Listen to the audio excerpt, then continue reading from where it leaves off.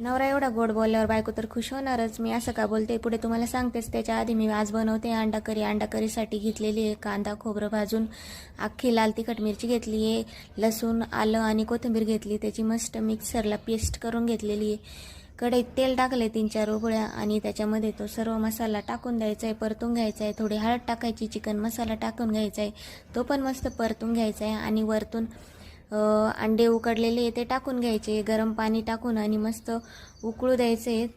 तर मी असं का बोलले की नवरा गोड बोलला तर बायको खुश होणार, कारण आज मिस्टरांनी खूप तारीफ केली अंडा करीची. तर ते म्हणे आज कोणता मसाला वापरला आहे, तर अंडा करी इतकी छान झालेली आहे.